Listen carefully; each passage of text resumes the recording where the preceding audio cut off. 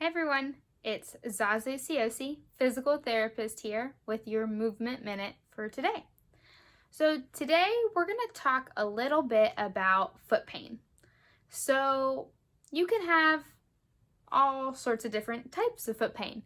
You can have pain that is in your heel, you can have pain that's in your midfoot, you can have pain on top of your foot, and you can have pain in kind of the first big toe. So we're going to talk a little bit about pain at that big toe.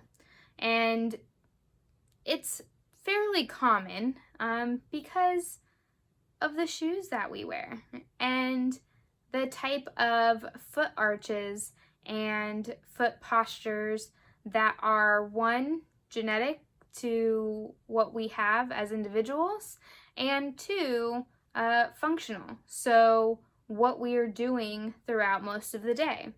If you are someone who is standing for a good amount of your day, well, you're going to be putting a lot more forces through those joints and asking a lot more of those muscles than if you're someone who is sitting most of the day. And what's also important to talk about is our shoes.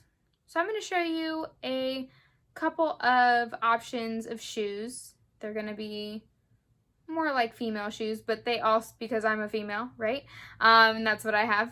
But I'll also talk about men's shoes because a lot of times there are similarities with, how shoes are made depending on the function of the shoe.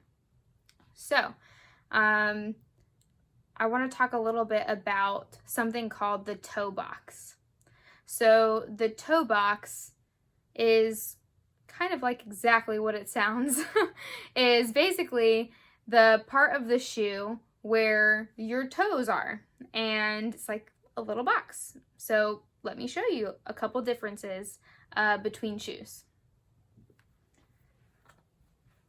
So first shoe here we has a narrow toe box. So if the rest of your foot is down here like you would wear a shoe normally, really where that joint of the big toe starts, that's pretty much where the toe box starts. So you want to think about, okay, what does that look like from that first joint of the big toe up?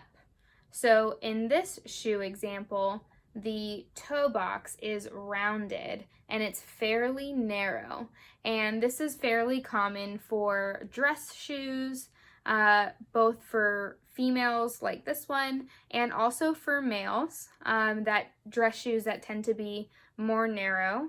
There are also different brands of shoes that tend to be either more narrow or more for people who have wider feet. But this is something that is going to affect foot pain if you have it, because the smaller the area that you are kind of forcing your bones and your muscles into, the larger the problem it can be. And so it's something that you want to consider if you're having pain, especially if you're having pain on that first, big toe, or where we would kind of call having a bunion would be, is look at the environment that you're kind of asking it to exist in. And is there any way that you can give it a little bit more breathing room? So another type of example for a shoe, right? The sneaker. So you can see here with the sneaker, in comparison, this area has a lot more room for the feet.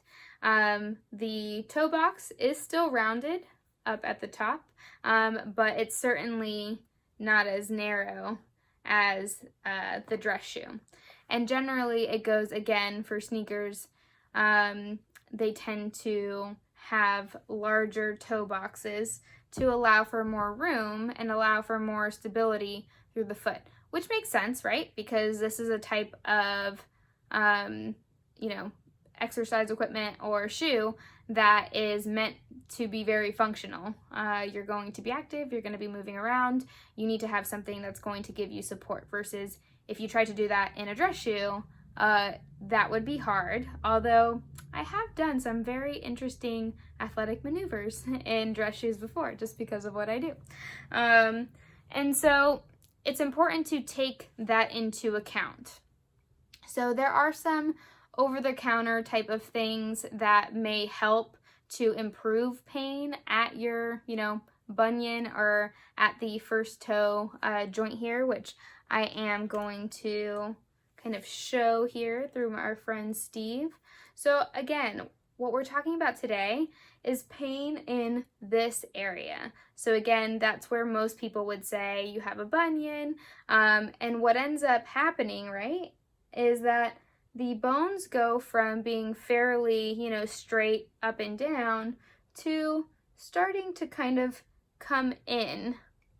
And when that happens, then this is where you start to see that bunion kind of start to stick out.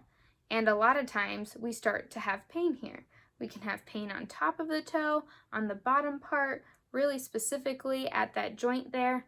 But there are things that you can do to try to improve that. One of those things I usually say again is look at your shoes and see if there is some variability with the type of shoe that you can wear throughout your day to be able to allow for this area of the foot to breathe a little bit and have a little bit more room. Because if you have a tight toe box, what ends up happening is that. And that only kind of creates more pain if you're having pain in that area already.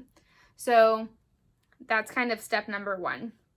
Step number two, which we'll go over and I'll show you more specifically in a second, is going to be actually activating through the muscles of your foot to strengthen this part of the foot and of the joint. So you have tons of tiny muscles. You can kind of see, with even just some of the red lines and blue, areas, those are insertions and attachment points of different muscles. But then you have several different layers, on top, below, tendons, ligaments. Your foot is an amazing feat of an object, really, because it is made up of all of these bones here, and you have about 33 bones in your foot, just one foot, and then you have all of these muscles, tendons, ligaments that really help to be able to stabilize you from the ground up and be able to adapt to forces. So we really need to make sure that we're taking care of our feet. And so one thing that we can do to try to help combat that kind of coming in of the toe and sticking out of this joint is try to strengthen through this side of the joint and of the foot. And so you have small muscles that help to basically what we call abduct, or kind of bring the toe out to the side, that can help to combat that kind of swaying over of the toes. So that's going to be one thing that is also going to be really helpful. The other thing is going to be if you want to kind of use athletic tape or kinesio tape and literally kind of align the structure a little bit better so that you kind of bring the tape, you start it here at the toe and you bring it down, and it's almost like you're helping to straighten out that joint. So just doing that will help to take some of the pressure off and fix a little bit of the alignment issue that's going on there, but it's temporary, right? So that tape isn't going to stay on there forever, nor should it, right? Because then we'd have other types of problems. But by following that up with using the muscles in this area to try to kind of combat the swaying in or kind of bending in that happens at this joint, that will help. And also stretching and being able to really control and move through your big toe is not only really important for walking, it's very important for your balance. So those are a little bit of a rundown of what you can do if you're having big toe pain, kind of more specifically bunion type pain, and that should help to kind of get you going in the right direction. So next, I'm going to show you a taping technique that you can do along the line of the big toe or bunion area. So you can see that I have my foot up and the toe is turned in a little bit. I just have some tape, athletic tape, lying around.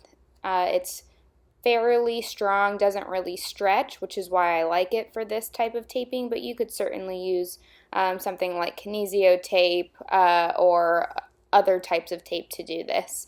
So you want to place the tape on the midway through the big toe and then basically pull on the tape until you get a little bit better alignment through the big toe joint in relation to the rest of your foot, so that you're almost like straightening out the toe again into better alignment.